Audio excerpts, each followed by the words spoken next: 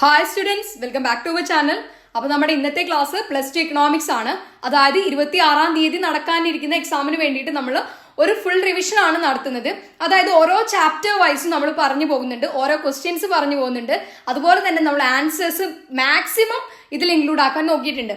അതുപോലെ തന്നെ നിങ്ങൾ സജസ്റ്റ് ചെയ്തതാണ് മലയാളം കൂടെ ഉൾപ്പെടുത്താൻ, അതും നമ്മൾ മാക്സിമം നോക്കിയിട്ടുണ്ട്. ഓക്കെ, പിന്നെ ഈ ഒരു വീഡിയോ അതായത് നമ്മൾ ഇതുവരെ ചെയ്തിരുന്നത് പോലെയല്ല, ആ ഒരു പാറ്റേൺ അല്ലല്ലോ. അതായത് എസ്എ വീഡിയോ ചെയ്ത് നമ്മൾ 3 to 5 മാർക്സ് വീഡിയോ അങ്ങനെയൊക്കെ ആയിരുന്നു ചെയ്തിരുന്നത്.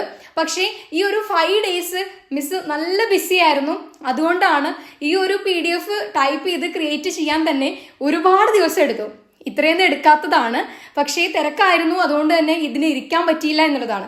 ഓക്കെ, അപ്പൊ ഈ ഒരു വീഡിയോ എന്തായാലും നിങ്ങൾക്ക് ഇട്ട് തരണം അത്രയും നിർബന്ധം ഉണ്ടായിരുന്നു. അതുകൊണ്ട് സമയമില്ലെങ്കിലും ഒരുപാട് കഷ്ടപ്പെട്ടിട്ട് ഇത് ചെയ്തതാണ്. നൈറ്റൊക്കെ ഒരുപാട് ഇരുന്ന് വർക്ക് ചെയ്തതാണ് ഇത്. ഓക്കെ, അപ്പൊ എന്തായാലും നിങ്ങളുടെ +2-ലെ ലാസ്റ്റ് എക്സാം നിങ്ങൾ അടിപൊളിയായിട്ട് തന്നെ എഴുതണം. അതുകൊണ്ട് തന്നെയാണ് ഈ ഒരു വീഡിയോ ഇത്രയും നിർബന്ധപൂർവ്വം ഇടുകയും ചെയ്യുന്നത്. ഓക്കെ, അതുപോലെ തന്നെ ഒരു കാര്യം കൂടെ ഉണ്ട്. മിസ് പ്രോബ്ലംസ് ഒക്കെ ചെയ്യാമെന്ന് കരുതിയിരുന്നു, പക്ഷേ ആ ഒരു സിറ്റുവേഷൻ അല്ല. കാരണം അത്രയും ടൈം ഇനിയില്ല. നിങ്ങളെ ഇനി വെറുതെ ലാഗ് ആക്കിയിട്ടും കാര്യമില്ലല്ലോ, നിങ്ങൾക്ക് പഠിക്കുകയും ചെയ്യണ്ടേ. അതുകൊണ്ട് പ്രോബ്ലം നമ്മളിതിൽ ഉൾപ്പെടുത്തിയിട്ടില്ല കേട്ടോ. അത് നിങ്ങൾ സെപ്പറേറ്റ് ചെയ്യുന്ന വേണം. ഓക്കെ, അപ്പോൾ നമ്മളിതിൽ ഇക്വേഷനും കാര്യങ്ങളൊക്കെ കൊടുത്തിട്ടുണ്ട്. ഓക്കെ, അപ്പോൾ എന്തായാലും നമുക്ക് നോക്കാം. ഓക്കെ, ഫസ്റ്റ് നമ്മൾ നോക്കുന്നത് മൈക്രോ എക്കണോമിക്സ് ആണ്. അതിലെ ഫസ്റ്റ് ചാപ്റ്റർ ആണ് ഇൻട്രൊഡക്ഷൻ ടു മൈക്രോ എക്കണോമിക്സ്. അപ്പൊ നമുക്ക് ആദ്യം തന്നെ അറിയാം ഫാദർ ഓഫ് എക്കണോമിക്സ് ആരാണ്? ആദം സ്മിത്ത് ആണ് അല്ലെ. അപ്പൊ അതൊന്ന് ജസ്റ്റ് പറഞ്ഞതാണ്. ഓക്കെ, അടുത്തതാണ് central problems of N economy, അതായത് ഒരു സമ്പദ് വ്യവസ്ഥയുടെ അടിസ്ഥാന പ്രശ്നങ്ങൾ എന്താണ്. ഓക്കെ, അടിസ്ഥാന സാമ്പത്തിക പ്രശ്നങ്ങൾ എന്താണ് എന്നുള്ളതാണ്. അപ്പൊ ഇതൊന്ന് വിശദീകരിച്ച് എഴുതണം കേട്ടോ. എത്ര മാർക്കിന് ചോദിച്ചാലും നിങ്ങൾ ഒരു ജസ്റ്റ് ഒരു പോയിന്റെങ്കിലും ഇതിൽ ഉൾപ്പെടുത്തി എഴുതണം. അതുകൊണ്ട് തന്നെ ഈ മലയാളം ഇവിടെ ഉൾപ്പെടുത്തിയിട്ടുണ്ട് കേട്ടോ. അപ്പൊ സമ്പദ് വ്യവസ്ഥയുടെ അടിസ്ഥാന സാമ്പത്തിക പ്രശ്നങ്ങൾ എന്താണ്? എന്ത് ഉൽപ്പാദിപ്പിക്കണം, എങ്ങനെ ഉൽപ്പാദിപ്പിക്കണം, ആർക്കു വേണ്ടി ഉൽപ്പാദിപ്പിക്കണം അല്ലേ. അപ്പൊ അതിന്റെ ഇംഗ്ലീഷ് നമുക്ക് എല്ലാവർക്കും അറിയുന്നതായിരിക്കും. അപ്പോൾ അത് നിങ്ങളൊന്ന് നോക്കുക കേട്ടോ. Next, production possibility curve or production possibility frontier, അതായത് ഉൽപാദന സാധ്യത വക്രം, ഉൽപാദന സാധ്യത പരിധി എന്നും പറയാം. അതെന്താണ് എന്നുള്ളതാണ്. ഓക്കെ, അപ്പൊ എന്താണ്? It is A curve connecting various combinations of two goods which an economy can produce by using the best technology and available resources in the economy fully. Graph നിർബന്ധമാണ് കേട്ടോ. അപ്പൊ അതിന്റെ മലയാളമാണ് ഇവിടെ. സമ്പദ് വ്യവസ്ഥയിലെ ഏറ്റവും മികച്ച സാങ്കേതിക വിദ്യയും ലഭ്യമായ വിഭവങ്ങളും പൂർണ്ണമായി ഉപയോഗിച്ച ഒരു സമ്പദ് വ്യവസ്ഥയ്ക്ക് ഉൽപ്പാദിപ്പിക്കാൻ കഴിയുന്ന 2 ചരക്കുകളുടെ വിവിധ സംയോജനങ്ങളെ ബന്ധിപ്പിക്കുന്ന ഒരു വക്രമാണ്. ഓക്കെ, ക്ലിയർ ആണല്ലോ. അതിന്റെ ഗ്രാഫാണിത്. ഗ്രാഫ് നിർബന്ധമായിട്ടും വരയ്ക്കണം. സാധനം 1, സാധനം 2, അതായത് ഗുഡ് 1ഉം ഗുഡ് 2ഉം. ക്ലിയർ ആണല്ലോ. Y ഏതാ? എക്സ് നോക്കുക, എക്സ് നോക്കുക കേട്ടോ. ഓക്കെ, അടുത്തത് MOC ആൻഡ് PPC, സീമാന്ത അവസരാത്മക ചെലവും ഉൽപാദന സാധ്യത വക്രവും എന്താണെന്നുള്ളതാണ്. അപ്പൊ അതൊന്ന് ജസ്റ്റ് നോക്കാം. The shape of PPC is determined by its slope. നമുക്കറിയാലോ, it is a known as marginal opportunity cost. അതായത് PPCയുടെ ആകൃതി നിർണ്ണയിക്കുന്നത് അതിന്റെ ചെരിവാണ് അല്ലെ. ഓക്കെ, ഇത് സീമാന്ത അവസരാത്മക ചെലവ് എന്ന് അറിയപ്പെടുന്നു. സിമ്പിൾ ആണ് അല്ലെ.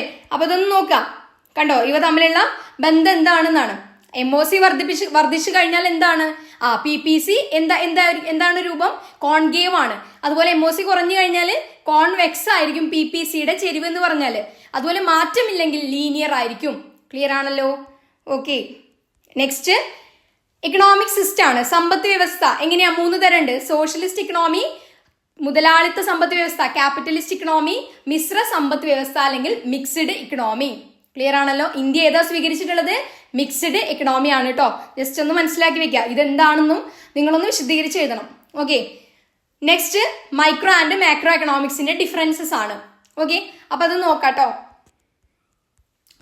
ഇത് നിങ്ങളൊന്ന് നോട്ട് ചെയ്ത് വെക്കുക, അല്ലെങ്കിൽ സ്ക്രീൻഷോട്ട് എടുത്ത് വെച്ചിട്ട് പഠിക്കാൻ നിങ്ങൾക്ക്. നോട്ട് മാക്സിമം നമ്മൾ ഇതിൽ ഉൾപ്പെടുത്താൻ നോക്കിയിട്ടുണ്ട്, എല്ലാത്തിൻ്റെയും ആൻസർ കേട്ടോ. അപ്പൊ നിങ്ങൾ ഇതൊന്ന് നോക്കി വെക്കുക. ഇത് എക്സ്പ്ലെയിൻ ചെയ്യുന്നില്ല കൂടുതലായിട്ട് കേട്ടോ. ഓക്കെ, അതിന്റെ മലയാളം ഇവിടെ ഉണ്ട്. ഓക്കെ, ഒന്ന് വായിച്ചു നോക്കുക, അല്ലെങ്കിൽ സ്ക്രീൻഷോട്ട് എടുത്ത് വെക്കുക. ഓക്കെ, നെക്സ്റ്റ് ചാപ്റ്റർ 2 ആണ് കേട്ടോ. Theory of consumer behaviour. ഇവിടെ നോക്കേണ്ടത് ഏതാണ്? ബഡ്ജറ്റ് ലൈൻ എന്താണ്, അതിന്റെ equation, vertical intercept, horizontal intercept, അതായത് ബഡ്ജറ്റ് രേഖ, വെർട്ടിക്കൽ ഇന്റർസെപ്റ്റ്, ഹൊറിസോണ്ടൽ ഇന്റർസെപ്റ്റ് 5 മാർക്കിനാണ് കേട്ടോ. നെക്സ്റ്റ് ഇൻഡിഫറൻസ് കർവിന്റെ പ്രോപ്പർട്ടീസ്, അതായത് നിസ്സംഗത വക്രത്തിന്റെ സവിശേഷതകളാണ് 3 മാർക്കിന് ചോദിക്കും. ആ ഒരു പോയിന്റ് നിങ്ങൾ 3 എണ്ണതാ ഇവിടെ കണ്ടോ, 3 എണ്ണല്ല 5 എണ്ണം ഉണ്ട്, അതിലേതെങ്കിലും 3 എണ്ണം, 4 എണ്ണം പഠിച്ചു വെച്ചോ കേട്ടോ. അപ്പൊ എന്തായാലും അതിന്റെ ഇംഗ്ലീഷ് ഇതാ ഇവിടെ ഉണ്ട് കേട്ടോ. ഓക്കെ, അതെങ്ങനെയായിരിക്കും, അതിന്റെ എങ്ങനെയായിരിക്കും ഷേപ്പ്, അതുപോലെ തന്നെ എങ്ങനെയാണ് സ്ലോപ്പ് വരുന്നത്, അതൊക്കെയാണ് പറയുന്നത്. സിമ്പിൾ ആയിട്ടുള്ള കാര്യങ്ങളാണ് അല്ലേ. ഓക്കെ, നെക്സ്റ്റ് തേർഡ് ക്വസ്റ്റ്യൻ ആണ്. സെക്കൻഡ് ചാപ്റ്ററിലെ തേർഡ് ക്വസ്റ്റ്യൻ തന്നെയാണ് കൺസ്യൂമർ ഇക്വിലിബ്രിയം, അത് അല്ലെങ്കിൽ എന്താണ് ഒപ്റ്റിമം ചോയ്സ് എന്നാണ് അറിയപ്പെടുന്നത്. അതായത് ഉപഭോക്താവിന്റെ സന്തുലിതാവസ്ഥ അല്ലെങ്കിൽ ഉപഭോക്താവിന്റെ അനുകൂല ബിന്ദു എന്താണ്, ഗ്രാഫ് വരയ്ക്കണം കേട്ടോ. അപ്പോൾ ഇമ്പോർട്ടന്റ് ആയിട്ട് പഠിച്ചു വെക്കുക, 8 മാർക്കിന്റെ ക്വസ്റ്റ്യൻ ആണ്. ഓക്കെ ആണല്ലോ. Next price elasticity of demand problem ആണ് കേട്ടോ. അതെങ്ങനെ കാണുക എന്നുള്ളത് നിങ്ങൾ എഴുതി നോക്കണം. ഓക്കെ, ഓരോ ക്വസ്റ്റ്യൻ എടുക്കുക ചെയ്യുക. മിസ് ഇതൊക്കെ ചെയ്യാന്ന് കരുതിയതാണ്, പക്ഷേ അത്രയും തിരക്കായതുകൊണ്ടാണ് കേട്ടോ. ഓക്കെ, ചോദനത്തിന്റെ വില ഇലാസ്തികത 3 മാർക്കിന്റെ ഒരു ക്വസ്റ്റ്യൻ ആണ്. Next 5 degrees of elasticity of demand, ഏതൊക്കെയാണ് 5 ഡിഗ്രി എന്ന് നോക്കാം. നമ്മളിതാ ഇവിടെ ഒരു ബോക്സ് കൊടുത്തിട്ടുണ്ട്. ഓക്കെ, 5 എണ്ണതാ പറയുന്നത്. Elastic demand, inelastic demand, unitary elastic, perfectly elastic, അതുപോലെ പെർഫെക്റ്റ്ലി ഇൻഎലാസ്റ്റിക്കും. ക്ലിയർ ആണല്ലോ. ഇനി നിങ്ങൾക്ക് ഏതെങ്കിലും നോട്ട് വേണമെങ്കിൽ നമുക്ക് ടെലഗ്രാമിൽ ഒരു ഗ്രൂപ്പ് ഉണ്ട്, അതിൽ മിസ്സിന് പേഴ്സണൽ ആയിട്ട് അയച്ചാലും മതി, ആൻസർ അയച്ചു തരാം കേട്ടോ. ഓക്കെ, നെക്സ്റ്റ് തേർഡ് ചാപ്റ്റർ ആണ് പ്രൊഡക്ഷൻ ആൻഡ് കോസ്റ്റ്. അതിൽ നോക്കേണ്ടത് ഐസോകോണ്ട് എന്താണെന്നും അതുപോലെ TP, AP, അതുപോലെ തന്നെ MP. ക്ലിയർ ആണല്ലോ. അതെങ്ങനെ കാണേണ്ട ഇക്വേഷൻ ഇവിടെ ഉണ്ട്, അത് നിങ്ങൾ ഓരോ പ്രോബ്ലം വെച്ച് ചെയ്ത് നോക്കുക. ഓക്കെ, 3 മാർക്സിന്റെ ക്വസ്റ്റ്യൻ തന്നെയാണ്. ഓക്കെ ആണല്ലോ. Next low of variable proportion, അത് കർവ് വരയ്ക്കണം കേട്ടോ. അപചയ സീമാന്ത ഉൽപ്പന്ന നിയമം എന്താണ് എന്നുള്ളതാണ്. ഓക്കെ, 3 മാർക്കിന്റെ ക്വസ്റ്റ്യൻ ആണ്. അതുപോലെ റിട്ടേൺസ് ടു സ്കെയിൽ, തോതനുസരിച്ചുള്ള ആദായം ഏതൊക്കെയാണ്, ഒരു 3 എണ്ണാണ് നമ്മൾ പഠിച്ചിട്ടുള്ളത് അല്ലെ. അപ്പൊ ഒന്നാമത്തതാണ് ഏത്, increasing return to scale, IRS എന്നറിയപ്പെടും. അത് ജസ്റ്റ് ഇത് പഠിക്കണം കേട്ടോ, അതിന്റെ ഡെഫിനിഷനും അതാണ് ഇവിടെ കൊടുത്തിട്ടുള്ളത്. Constant returns to scale, diminishing returns to scale. Okay, അതിന്റെ മലയാളം ഇവിടെ ഉണ്ട് കേട്ടോ. വർദ്ധിച്ച നിരക്കുള്ള ആദായം, സ്ഥിര നിരക്കുള്ള ആദായം, കുറഞ്ഞ നിരക്കിലുള്ള ആദായം. ക്ലിയർ ആണല്ലോ. ഓക്കെ, നമുക്ക് നെക്സ്റ്റ് നോക്കാം. 4th ക്വസ്റ്റ്യൻ ആണ് കോസ്റ്റ്, അതായത് average cost, MC, TVC. Okay, അതെങ്ങനെ കാണണ്ടേ എന്നുള്ളതാണ്. ഒന്നിവിടെ ആ ഒരു ഇക്വേഷൻ നോക്കി വെച്ചിട്ട് കാര്യമില്ല, നിങ്ങൾ എന്ത് ചെയ്യുക, പ്രോബ്ലം ചെയ്ത് തന്നെ പഠിക്കുക കേട്ടോ. അല്ലെങ്കിൽ നിങ്ങൾക്ക് എക്സാം ഹോളിൽ പോയി കഴിഞ്ഞാൽ എന്താണ്, ഇതൊന്നും ഓർമ്മ ഉണ്ടാവില്ല. എങ്ങനെ ചെയ്യുക എന്നുള്ളത് എക്സാമിന് നമുക്ക് ഇരുന്ന് ആലോചിക്കാൻ പറ്റില്ല. അപ്പൊ ഇപ്പൊ തന്നെ ഒരു ഐഡിയ ഉണ്ടാക്കി വെക്കുക കേട്ടോ. നെക്സ്റ്റ് കർവ്സ് നോക്കാം. TC, TFC, AVC, AFC. Clear ആണല്ലോ. ഇക്വേഷൻ ഇവിടെ കൊടുത്തിട്ടുണ്ട് കേട്ടോ. Okay, next relationship between AVC and MC, അതുപോലെ തന്നെ SAC ആൻഡ് AVC. ഓക്കെ, ഇത് അവിടെ ഉണ്ട് കേട്ടോ. ഓക്കെ, അതിന്റെ ആ ഒരു ഡയഗ്രാം നോക്കുക, ആ ഒരു ഗ്രാഫ്. ഓക്കെ, ജസ്റ്റ് ഇതൊന്ന് നോക്കുക കേട്ടോ. ഓക്കെ, സ്ക്രീൻഷോട്ട് എടുത്ത് പഠിക്കണമെങ്കിൽ അങ്ങനെയും ചെയ്യാം. ഓക്കെ ആണല്ലോ. അപ്പൊ നമുക്ക് 4th ചാപ്റ്റർ നോക്കാം. Theory of the firm under perfect competition. അപ്പൊ ആദ്യം തന്നെ ഫീച്ചേഴ്സ് ഓഫ് പെർഫെക്റ്റ് കോമ്പറ്റീഷൻ ആണ്, അതായത് പൂർണ്ണ മത്സര കമ്പോളത്തിന്റെ സവിശേഷതകൾ 4 മാർക്സിന് ചോദിക്കാവുന്നതാണ്. അതാണ് ഇവിടെ എഴുതിയിട്ടുള്ള പോയിന്റ്, നിങ്ങളൊന്ന് പഠിക്കുക. ഓക്കെ, അതായത് പൂർണ്ണ കമ്പോള മത്സരത്തിൽ എങ്ങനെയാണ്, വാങ്ങുന്നവരുടെയും വിൽക്കുന്നവരുടെയും എണ്ണം വളരെ കൂടുതലായിരിക്കും അല്ലെ. അതുപോലെ തന്നെ എന്താണ്, ഏകാത്മക സാധനങ്ങളായിരിക്കും ഉൽപ്പാദിപ്പിക്കുന്നത്. അതുപോലെ തന്നെ എന്താണ്, പൂർണ്ണ പ്രവേശന നിഗമന സ്വാതന്ത്ര്യം ഉണ്ടായിരിക്കും. അതുപോലെ തന്നെ എന്താണ്, കമ്പോളത്തെ കുറിച്ച് പൂർണ്ണ അറിവ് ഉണ്ടായിരിക്കും. അതുപോലെ തന്നെ എന്താണ്, ഉൽപാദന ഘടകങ്ങൾക്കും അതുപോലെ സാധനങ്ങൾക്കും സേവനങ്ങൾക്കും പൂർണ്ണ ചലന സ്വാതന്ത്ര്യം ഉണ്ടായിരിക്കും. അതുപോലെ ഗതാഗത ചെലവ് ഇല്ല. സിമ്പിൾ ആയിട്ടുള്ള പോയിന്റ്സ് ആണ്. അതിന്റെ ഇംഗ്ലീഷ് ഇവിടെ ഉണ്ട് കേട്ടോ. Features of perfect competition. Okay ആണല്ലോ. ഓക്കെ, സെക്കൻഡ് ക്വസ്റ്റ്യൻ ആണ് പ്രോഫിറ്റ് മാക്സിമൈസേഷൻ കണ്ടീഷൻ.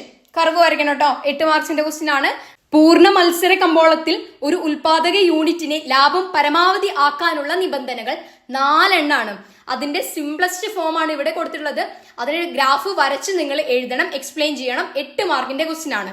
ഓക്കെ, അപ്പൊ കണ്ടീഷൻസ് ഒക്കെയാണ് ഇവിടെ കൊടുത്തിട്ടുള്ളത്. ഓക്കെ ആണല്ലോ, ഈ 4 എണ്ണം കേട്ടോ. അത് ഇംഗ്ലീഷിലില്ല, നിങ്ങൾ ഇതൊന്ന് ജസ്റ്റ് നോക്കാം. ഇംഗ്ലീഷ് വേണമെങ്കിൽ മിസ്സിന്റെ കയ്യിലുണ്ട്, നിങ്ങൾക്ക് വേണമെങ്കിൽ ടെലഗ്രാമിൽ ജസ്റ്റ് ഒന്ന് പേഴ്സണൽ മെസ്സേജ് ചെയ്യാം. ഓക്കെ, നെക്സ്റ്റ് ആണ് ഷട്ട് ഡൗൺ പോയിന്റ് ആണ്. 3 മാർക്സിന് ചോദിക്കാവുന്നതാണ്. 2 ഷോർട്ട് റണ്ണിലുണ്ട്, ലോങ് റണ്ണിലുണ്ട്. അത് എങ്ങനെയാണെന്നുള്ളത് നോക്കി വെക്കാം കേട്ടോ. അതിന്റെ ചെറിയൊരു ഹിന്റ് ആണ് ഇവിടെ കൊടുത്തിട്ടുള്ളത്. ഓക്കെ, നെക്സ്റ്റ് സപ്ലൈ കർവ്സ് എന്താന്ന് നോക്കണം. 4 മാർക്സിന്റെ ആണ് കേട്ടോ. ഓക്കെ, അതുപോലെ തന്നെ determinants of a firm supply curve, അതായത് സ്ഥാപനങ്ങളുടെ വിതരണ വക്രത്തിന്റെ നിർണായക ഘടകങ്ങൾ ഏതാണ് എന്നുള്ളതും. ഇതെല്ലാം സിമ്പിൾ ആണ് അല്ലെ. അതുപോലെ ഈ പ്രോബ്ലംസ് ഒന്ന് നോക്കി വെക്കുക. TR, AR, MR എങ്ങനെയാ ചെയ്യുക എന്നുള്ള ഇക്വേഷൻ ആണ് അവിടെ കൊടുത്തിട്ടുള്ളത്. അതുപോലെ തന്നെ TR ഈക്വൽ ടു TC ആയി കഴിഞ്ഞാൽ, രണ്ടും ഈക്വൽ ആയി കഴിഞ്ഞാൽ അതിന് പറയുന്ന പേരാണ് ബ്രേക്ക് ഈവൻ പോയിന്റ് എന്നുള്ളത് കേട്ടോ. Okay, 5 degrees of price elasticity of supply ആണ്. അപ്പൊ ഈ ഒരു ചാപ്റ്ററിലെയും മറ്റേ ചാപ്റ്ററിലെയും കൂടെ നിങ്ങൾക്ക് മാറരുത്. ഓക്കെ, ഫസ്റ്റ് നോക്കാം പെർഫെക്റ്റ്ലി ഇലാസ്റ്റിക് സപ്ലൈ ആണ്. അതിന്റെ ഗ്രാഫ് നോക്കാം, അതുപോലെ തന്നെ ഡിഗ്രിയും. Okay, next perfectly inelastic supply, അതുപോലെ elastic supply, inelastic supply, unit elastic supply കേട്ടോ. ഇത് മറക്കാതെ തന്നെ പഠിച്ചു വെക്കാം. ഓക്കെ ആണല്ലോ. നെക്സ്റ്റ് 5th ചാപ്റ്റർ ആണ് മാർക്കറ്റ് ഇക്വിലിബ്രിയം. ഓക്കെ, അപ്പൊ എന്താണ് ആദ്യം തന്നെ നോക്കുക, കമ്പോള സന്തുലിതാവസ്ഥ, മാർക്കറ്റ് ഇക്വിലിബ്രിയം എന്താന്നുള്ളത്. അതുപോലെ തന്നെ curve, excess demand, excess supply, അതിന്റെ ആ ഒരു ഗ്രാഫ് നിങ്ങൾ പഠിച്ചു വെക്കണം. ഇവിടെ ഒരു ഹിന്റ് ആണ് തന്നിട്ടുള്ളത് കേട്ടോ. Shift in demand rightward ആയാൽ, അതുപോലെ തന്നെ shift in supply rightward ആയി കഴിഞ്ഞാൽ ക്വാണ്ടിറ്റി എങ്ങനെയാ, പ്രൈസ് എങ്ങനെയാ. ഓക്കെ, അതിന്റെ മലയാളം ഇതാ ഇവിടെ ഉണ്ട് കേട്ടോ. ഓക്കെ ആണല്ലോ. ചോദനത്തിലെ മാറ്റം, അതുപോലെ തന്നെ എന്താണ് പ്രാധാന്യത്തിലെ മാറ്റം, സന്തുലിത അളവിലും സന്തുലിത വിലയിലും എന്ത് മാറ്റാണ് ഉണ്ടാവുക. ഓക്കെ ആണല്ലോ. ഇത് ജസ്റ്റ് ഒന്ന് പഠിച്ചു വെക്കാം. ഗ്രാഫ് ഇമ്പോർട്ടന്റ് ആയിട്ട് പഠിക്കണം കേട്ടോ. നെക്സ്റ്റ് ക്വസ്റ്റ്യൻ ആണ് 3rd question, price ceiling and floor price, വില പരിധിയും തറ വിലയും എന്താണ് എന്നുള്ളത്. അതുപോലെ തന്നെ ഡയഗ്രവും നോക്കി വെക്കുക. ഓക്കെ, ഇതിന്റെ കമ്പാരിസൺ ഇവിടെ ഉണ്ട് കേട്ടോ. ഇതങ്ങനെ പഠിച്ചു വെച്ചാൽ മാത്രം മതി. ഓക്കെ ആണല്ലോ. ഓക്കെ, ടൈം ഇല്ലാത്തത് കൊണ്ടാണ് കേട്ടോ ഇങ്ങനെ വായിച്ച് പറയാത്തത്. അതുകൊണ്ട് തന്നെയാണ് ഇവിടെ ആൻസേഴ്സ് മാക്സിമം കൊടുക്കാൻ നോക്കിയിട്ടുള്ളത്. ഓക്കെ, അപ്പോൾ മാക്രോ എക്കണോമിക്സ് ആണ് നെക്സ്റ്റ് നമുക്ക് പറയാനുള്ളത്. അതിലെ ഫസ്റ്റ് ചാപ്റ്റർ ആണ് ഇൻട്രൊഡക്ഷൻ ടു മാക്രോ എക്കണോമിക്സ്. അതിൽ എമർജൻസ് ഓഫ് മാക്രോ എക്കണോമിക്സ്, സ്ഥൂല സാമ്പത്തിക ശാസ്ത്രത്തിന്റെ ഉത്ഭവം എങ്ങനെയാണെന്നുള്ളത്. അതിൽ ഗ്രേറ്റ് ഡിപ്രഷൻ എന്തായാലും എഴുതണം, അതായത് 1929 സാമ്പത്തിക മാന്ദ്യം. Okay, next sectors of the ഇക്കണോമിയാണ്, സമ്പദ് വ്യവസ്ഥയിലെ 4 പ്രധാന മേഖലകൾ ഏതൊക്കെയാണ് എന്നുള്ളത്. അത് നമുക്ക് എളുപ്പത്തിൽ എഴുതാവുന്നതേ ഉള്ളൂ അല്ലെ. നെക്സ്റ്റ് ചാപ്റ്റർ 2 ആണ് നാഷണൽ ഇൻകം അക്കൗണ്ടിങ്. അതിൽ സ്റ്റോക്ക് ആൻഡ് വാരിയബിൾ എന്താണ്, 4 മാർക്കിന് ചോദിക്കാവുന്നതാണ്. ആ വ്യത്യാസം ഒന്ന് നോക്കുക കേട്ടോ. ഓക്കെ, അതിന് ഇംഗ്ലീഷുകാർക്ക് അതിന്റെ നോട്ട് ഉണ്ടായിരിക്കും. മലയാളമാണ് കൂടുതലും കിട്ടാൻ സാധ്യതയില്ലാത്തത്, അതുകൊണ്ട് തന്നെ ഇവിടെ കൊടുത്തിട്ടുണ്ട് കേട്ടോ. ഓക്കെ, ഇനി ഇംഗ്ലീഷുകാർക്ക് വേണമെങ്കിൽ ഒന്ന് DM ചെയ്യാം കേട്ടോ. Next circular flow of income with diagram, 5 മാർക്കിന്റെ ക്വസ്റ്റ്യൻ ആണ്. വരുമാനത്തിന്റെ ചാക്രിക പ്രവാഹം, ആ ഡയഗ്രാം അത്രയും ഇമ്പോർട്ടന്റ് ആണ് കേട്ടോ. അതെന്തായാലും പഠിച്ചു വെക്കണം. Okay, next methods of calculating national income, 8 മാർക്കിന്റെ ക്വസ്റ്റ്യൻ ആണ്. ദേശീയ വരുമാനം അളക്കുന്നതിനുള്ള പ്രധാന മാർഗങ്ങൾ, 3 രീതികളുണ്ട് അല്ലെ. ഓക്കെ, അത് ഇമ്പോർട്ടന്റ് ആണ്, അത്രയും ഇമ്പോർട്ടന്റ് ആണ്. ഓക്കെ ആണല്ലോ. ഓക്കെ, നെക്സ്റ്റ് GDP ഡിഫ്ലേറ്റർ ആണ്. അതെന്താണ് സംഭവം, അതിന്റെ ഇക്വേഷൻ ഒക്കെ ഒന്ന് നോക്കി വെക്കുക കേട്ടോ. ഇതെവിടെ കൊടുത്തിട്ടുണ്ട് കേട്ടോ. Okay, next GDP and welfare ആണ്, ഇമ്പോർട്ടന്റ് ആണ്.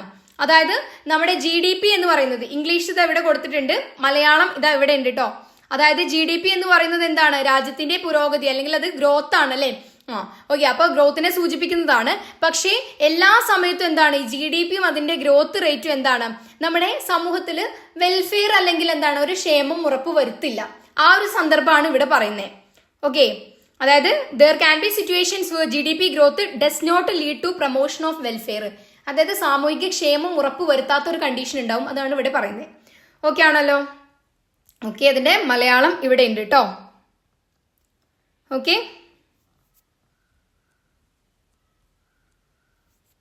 ഓക്കെ, നെക്സ്റ്റ് ചാപ്റ്റർ 3 ആണ് മണി ആൻഡ് ബാങ്കിങ്. ഇമ്പോർട്ടന്റ് ആയിട്ട് first question, functions of money, പണത്തിന്റെ ധർമ്മങ്ങൾ അല്ലെ. അപ്പൊ ഇത് ഇവിടെ കൊടുത്തിട്ടുണ്ട്. 3 ധർമ്മമാണ് മെയിൻ ആയിട്ട്, primary function, secondary function, contingent functions കേട്ടോ. കേട്ടോ, കാണുന്നുണ്ടല്ലോ. ഇത് പഠിച്ചെടുക്കാം, ഇമ്പോർട്ടന്റ് ആണ്, അത്രയും എളുപ്പത്തിൽ പഠിച്ചെടുക്കാനും കഴിയും. ഓക്കെ ആണല്ലോ. Okay, next functions of central bank, reserve ബാങ്കിന്റെ ധർമ്മങ്ങൾ, മലയാളം ഇവിടെ കൊടുത്തിട്ടുണ്ട് കേട്ടോ. ഓക്കെ, നെക്സ്റ്റ് ഇംഗ്ലീഷ് ഇവിടെയും കൊടുത്തിട്ടുണ്ട്. Okay, issue of currency bankers bank ആണ്, ബാങ്കർ ടു ഗവൺമെന്റ് ആണ്, കൺട്രോളർ ഓഫ് മണി സപ്ലൈ, അതുപോലെ custodian of foreign exchange, lender of last resort, അതുപോലെ തന്നെ national clearing house, publication of report. Okay ആണല്ലോ, reserve ബാങ്കിന്റെ ധർമ്മങ്ങൾ അല്ലെങ്കിൽ ഫങ്ഷൻസ് ആണ്. Next third question, speculative demand for money, ഊഹക്കച്ചവട പ്രേരകം, 5 മാർക്കിന് ചോദിക്കാവുന്നതാണ്. ഓക്കെ, അത് നിങ്ങൾ എന്താണെന്ന് കറക്റ്റ് ആയിട്ട് പഠിക്കണം. മറ്റേതൊന്നും പഠിച്ചിട്ടില്ലെങ്കിലും ഇത് ഇമ്പോർട്ടന്റ് ആയിട്ട് പഠിച്ചു വെക്കാം കേട്ടോ. നെക്സ്റ്റ് ലിക്വിഡിറ്റി ട്രാപ്പ് എന്താണ് എന്നുള്ളത് 2 മാർക്സിന്റെ ക്വസ്റ്റ്യൻ ആണ്. Next functions of commercial bank, ഇത് അത്രയും ഇമ്പോർട്ടന്റ് അല്ല, അതായത് നമ്മുടെ RBIയുടെ ധർമ്മത്തിന്റെ അത്രയും ഇമ്പോർട്ടന്റ് അല്ലെങ്കിലും ചില സമയത്ത് അല്ലെങ്കിൽ ചില ഇയേഴ്സിലൊക്കെ ട്വിസ്റ്റ് ആയിട്ട് ഈ ഒരു ക്വസ്റ്റ്യൻ ചോദിക്കാറുണ്ട്. അതുകൊണ്ട് തന്നെ ഒന്ന് നിങ്ങൾ നോക്കി പോവുക എന്നുള്ളതാണ് കേട്ടോ. Next M1, M2, M3, M4 എന്നുള്ളത് ഇതെന്താണ് സംഭവം? അതായത് ഇത് നമ്മുടെ റിസർവ് ബാങ്ക് പബ്ലിഷ് ചെയ്തിട്ടുള്ള 4 ഡിഫറെന്റ് മെഷേഴ്സ് ആണ്. എന്തിനു വേണ്ടിയിട്ട്? മണി സപ്ലൈ ആണ് കേട്ടോ സൂചിപ്പിക്കുന്നത്. അപ്പൊ ഇതെന്താണ് സംഭവം? കണ്ടോ, ഈ ഒരു ബോക്സ് ഒന്ന് നിങ്ങൾ നോക്കുക. ഓക്കെ ആണല്ലോ. ഓക്കെ, നെക്സ്റ്റ് 7th ക്വസ്റ്റ്യൻ ആണ്, instruments of monetary policy. Okay, repo rate, reverse repo rate, reverse ratio, open market operation. ഇത് 2 തരത്തിലുണ്ട്, ക്വാണ്ടിറ്റേറ്റീവ് ഉണ്ട്, ക്വാളിറ്റേറ്റീവ് ഉണ്ട്. സ്റ്റെറിലൈസേഷൻ കൂടെ എഴുതണം. ഓക്കെ, അത് ഇതിൽ ഉൾപ്പെടുത്തിയിട്ടില്ല കേട്ടോ. ഓക്കെ, ഈ ഒരു ബോക്സ് നിങ്ങൾ നോക്കുക, സ്റ്റെറിലൈസേഷൻ കൂടെ എഴുതണേ. ഓക്കെ, നെക്സ്റ്റ് ചാപ്റ്റർ 4 ആണ് ഇൻകം ഡിറ്റർമിനേഷൻ. അതിലെ first question ex and ex post variable ആണ്. ഓക്കെ, അത് പിന്നെ പറയണ്ടല്ലോ, വളരെ എളുപ്പമാണ്, ചെറിയ മാർക്കിന് തന്നെ ചോദിക്കുള്ളൂ. Next MPC and MPS with full form and equation വേണം കേട്ടോ. Next aggregated demand of 2 sector economy ആണ്, ഇതാണ് ഇക്വേഷൻ വരേണ്ടത് കേട്ടോ, അറിയാലോ. ഓക്കെ, നെക്സ്റ്റ് ഇക്വിലിബ്രിയം കാൽക്കുലേഷൻ 4 മാർക്സിന് ചോദിക്കാവുന്നതാണ്, പ്രോബ്ലം ക്വസ്റ്റ്യൻ ആണ്, എഴുതി തന്നെ പഠിക്കണം കേട്ടോ. അടുത്തതാണ് പാരഡോക്സ് ഓഫ് ത്രിഫ്റ്റ്. ഓക്കെ, അതിന്റെ മലയാളം ഇവിടെ ഉണ്ട് കേട്ടോ. ഇത് സിമ്പിൾ ആയിട്ട് പറഞ്ഞു കഴിഞ്ഞാൽ നമ്മുടെ സൊസൈറ്റിയിൽ എല്ലാവരുടെയും സമ്പാദ്യം കൂടുകയാണ്, പക്ഷേ ഒരു മാറ്റവും ഉണ്ടാവാതിരിക്കുക, അങ്ങനെയുള്ള ഒരു സിറ്റുവേഷൻ. എല്ലാവർക്കും പൈസ ഉണ്ട്, പക്ഷേ വേറെ പ്രത്യേകിച്ച് ഒരു മാറ്റവും ഇല്ലാതിരിക്കുന്ന അവസ്ഥ കണ്ടോ. ഒരു സമ്പദ് വ്യവസ്ഥയിലെ എല്ലാ ജനങ്ങളും അവരുടെ സമ്പാദ്യ അനുപാതം വർദ്ധിപ്പിച്ചാൽ സമ്പദ് വ്യവസ്ഥയിലെ മൊത്തം സമ്പാദ്യ മൂല്യം വർദ്ധിക്കുന്നതിന് പകരം മാറ്റമില്ലാതിരിക്കുകയോ കുറയുകയോ ചെയ്യുന്നതിനെയാണ് നമ്മൾ എന്തെന്ന് പറയാ, ഈ ഒരു ഫിനോമിന പാരഡോക്സ് ഓഫ് ത്രിഫ്റ്റ് എന്ന് പറയാ കേട്ടോ. ഓക്കെ, മിതവ്യയത്തിന്റെ വിരോധാഭാസം എന്നാണ് അറിയപ്പെടുന്നത് മലയാളത്തിൽ കേട്ടോ. നെക്സ്റ്റ് ചാപ്റ്റർ 4 ആണ് government budget and the economy. ആദ്യം തന്നെ ഫങ്ഷൻസ് ഓഫ് ഗവൺമെന്റ് ആണ്, 3 ഫംഗ്ഷൻ ആണ് മെയിൻ ആയിട്ട് എഴുതേണ്ടത് കേട്ടോ, അത് ഇമ്പോർട്ടന്റ് ആണ്. അതുപോലെ തന്നെ കമ്പോണൻസ് ഓഫ് ഗവൺമെന്റ് ബഡ്ജറ്റ്, ബഡ്ജറ്റിന്റെ ഘടകങ്ങൾ കണ്ടോ, 2 എണ്ണമാണ് ഗവൺമെന്റ് ബഡ്ജറ്റ് എന്ന് പറഞ്ഞാൽ, റവന്യൂ അതുപോലെ തന്നെ ക്യാപിറ്റലും. അത് ഈ ഒരു ബോക്സ് തന്നെ നിങ്ങൾ ഓർത്ത് വെക്കണം. മലയാളം ഇവിടെ ഉണ്ട് കേട്ടോ, സർക്കാർ ബഡ്ജറ്റ്, റവന്യൂ ബഡ്ജറ്റും മൂലധന ബഡ്ജറ്റും. ഓക്കെ, നെക്സ്റ്റ് എന്താണ് മൾട്ടിപ്ലയർ, അതുപോലെ തന്നെ മൾട്ടിപ്ലയറിന്റെ ഇക്വേഷൻ പ്രോബ്ലം നിങ്ങൾ പഠിച്ചു വെക്കണം. ഓക്കെ, 4th ക്വസ്റ്റ്യൻ ആണ് പബ്ലിക് ഗുഡ് ആൻഡ് പ്രൈവറ്റ് ഗുഡിന്റെ കമ്പാരിസൺ. ഓക്കെ, അത് സിമ്പിൾ ആണല്ലോ, ഒരു 4 പോയിന്റെങ്കിലും പഠിച്ചു വെക്കാം മിനിമം. നെക്സ്റ്റ് 5th ക്വസ്റ്റ്യൻ ആണ് ഡിറ്റർമിനൻസ് ഓഫ് ഇക്വിലിബ്രിയം ഇൻകം, അതായത് സന്തുലിത വരുമാനം. ഓക്കെ, അതുപോലെ തന്നെ അടുത്തതാണ് ഫിസ്ക്കൽ പോളിസി, ധനനയം എന്താണ് എന്നുള്ളത് ഇമ്പോർട്ടന്റ് ആണ് കേട്ടോ. അതുപോലെ ചാപ്റ്റർ 6 ആണ് open economy macro economics, last chapter അല്ലേ. അപ്പൊ ഫസ്റ്റ് ക്വസ്റ്റ്യൻ ആണ് BOT ആൻഡ് BOP എന്താണ് എന്നുള്ളത്. ഓക്കെ, കമ്പാരിസൺ ഷുവർ ആണ്, പഠിച്ചു വെക്കുക കേട്ടോ, 4 മാർക്സിന്റെ ക്വസ്റ്റ്യൻ ആണ്. ഓക്കെ, നെക്സ്റ്റ് സെക്കൻഡ് ക്വസ്റ്റ്യൻ ആണ് 3 types of linkage in international trade. Okay, ഇതിന്റെ ഇംഗ്ലീഷ് ഇവിടെ ഉണ്ട്. Product market linkage, financial market linkage, factor market linkage, എന്താ സംഭവം എന്നും കൂടെ പഠിച്ചു വെക്കാം. മലയാളം ഇവിടെ ഉണ്ട് കേട്ടോ. 3 എണ്ണാണ്, ഉൽപ്പന്ന വിപണി ബന്ധം, ധനകാര്യ വിപണി ബന്ധം, ഘടക വിപണി ബന്ധം. ക്ലിയർ ആണല്ലോ. Next real exchange rate and normal exchange റേറ്റിന്റെ പ്രോബ്ലം ക്വസ്റ്റ്യൻ ആണ്, എഴുതി പഠിക്കണം. ഓക്കെ, അടുത്തത് methods of determining exchange rate system, വിനിമയ നിരക്ക് നിർണ്ണയിക്കുന്നതിന്റെ രീതികൾ 3 രീതികളാണ്, ഇമ്പോർട്ടന്റ് ആണ്. അത് നിങ്ങൾ എന്താണ് വിവരിച്ച് തന്നെ എഴുതണം. ഓക്കെ, ഫ്ലെക്സിബിൾ എക്സ്ചേഞ്ച് റേറ്റ്, അതായത് അയവുള്ള വിനിമയ നിരക്ക്, ഫിക്സ്ഡ് എക്സ്ചേഞ്ച് റേറ്റ് സിസ്റ്റം, സ്ഥിര വിനിമയ നിരക്ക്, അതുപോലെ തന്നെ managed floating exchange rate system, അതായത് ഫ്ലോട്ടിംഗ് വിനിമയ നിരക്ക്. ക്ലിയർ ആണല്ലോ. ഇനി എന്തെങ്കിലും സംശയം ഉണ്ടെങ്കിൽ നിങ്ങൾ ജസ്റ്റ് കമന്റ് ബോക്സിലൂടെ ചോദിക്കാം. ഓക്കെ, ഇത് ഇത്രയും പെട്ടെന്ന് പറഞ്ഞു കഴിഞ്ഞു, വോയിസ് ഓവർ കൊടുക്കുമ്പോഴാണ് എനിക്ക് തന്നെ തോന്നുന്നത് ഇത് പെട്ടെന്ന് പറഞ്ഞു കഴിഞ്ഞു, പക്ഷേ ഒരുപാട് സമയം ഇരുന്നിട്ടാണ്, അത് ടൈമില്ലാത്തത് കൊണ്ടാണ് ഈ ഒരു PDF ടൈപ്പ് ചെയ്തത്. ഓക്കെ, അപ്പോൾ കണ്ടു കഴിഞ്ഞപ്പോൾ എനിക്കും പെട്ടെന്ന് കഴിഞ്ഞ പോലെ തോന്നി. ഇനി എന്തെങ്കിലും സംശയം ഉണ്ടെങ്കിൽ നിങ്ങൾക്ക് ചോദിക്കാം കേട്ടോ. ടൈം ഇല്ലാത്തതുകൊണ്ടാണ് നമ്മൾ ഈ ഒരു പാറ്റേൺ ഫോളോ ചെയ്തത്. പക്ഷേ നിങ്ങൾ ഇത് തന്നെ അത്യാവശ്യം നന്നായിട്ട് പഠിച്ചു കഴിഞ്ഞാൽ നിങ്ങൾക്ക് നല്ല സ്കോർ, ഉറപ്പായിട്ടും നല്ല സ്കോർ ലഭിക്കും. ഓക്കെ, അപ്പോൾ ഒരു A+ എന്തായാലും, ആ ഒരു A+ എന്തായാലും ലഭിക്കും എന്നുള്ളതാണ്. അപ്പോൾ നിങ്ങൾ നന്നായിട്ട് പ്രോബ്ലം നോക്കണം. അതാണ് ഇവിടെ ഏറ്റവും ഇമ്പോർട്ടൻറ്റ്. പ്രോബ്ലം ക്വസ്റ്റ്യൻ നിങ്ങൾ നന്നായിട്ട് ചെയ്തു കഴിഞ്ഞാൽ നിങ്ങൾക്ക് ഷുവറായിട്ടും A+ ലഭിക്കും കേട്ടോ. അപ്പോൾ ബാക്കി തിയറി പോർഷനൊന്നും നിങ്ങൾക്ക് ഒരു പ്രശ്നം വരില്ല. കാരണം നമുക്ക് അത്യാവശ്യം എഴുതി ശീലമുള്ളവരാണല്ലേ. അപ്പോൾ അതുകൊണ്ട് തന്നെ നമുക്ക് എന്താണ് നന്നായിട്ട് എഴുതാനും പറ്റും. പ്രോബ്ലം ക്വസ്റ്റ്യൻ നന്നായിട്ട് നോക്കുക കേട്ടോ. അപ്പോൾ എന്തായാലും all the best. Last exam ആണല്ലേ, അപ്പോൾ നമ്മൾ ലാസ്റ്റ് എക്സാം അടിപൊളിയായിട്ട് എഴുതണം. ഇതുവരെയുള്ള എക്സാം ഒരു കുഴപ്പമില്ല അല്ലേ. അപ്പോൾ ലാസ്റ്റ് എക്സാമും കൂടെ നമ്മൾ തകർത്ത് എഴുതുന്നതാണ്. അപ്പോൾ എക്സാം കഴിഞ്ഞ് വന്നാൽ നിങ്ങൾ എന്തായാലും അറിയിക്കണം എങ്ങനെ ഉണ്ടായിരുന്നു എന്നുള്ളത്. അപ്പോൾ ഓൾ ദി ബെസ്റ്റ്. ഇനി അങ്ങോട്ട് നിങ്ങൾ എന്ത് പഠിക്കാൻ എടുക്കുകയാണേലും ഓക്കെ, ഇപ്പോൾ +2 കഴിഞ്ഞ് നിങ്ങളുടെ സ്കൂൾ ലൈഫൊക്കെ കഴിഞ്ഞു. അപ്പോൾ ഇനി അങ്ങോട്ടുള്ളതിനും എല്ലാത്തിനും ഓൾ ദി ബെസ്റ്റ്. എന്തായാലും നിങ്ങളുടെ ഫ്യൂച്ചറൊക്കെ അടിപൊളിയാവട്ടെ. നന്നായിട്ട് പഠിക്കുക കേട്ടോ.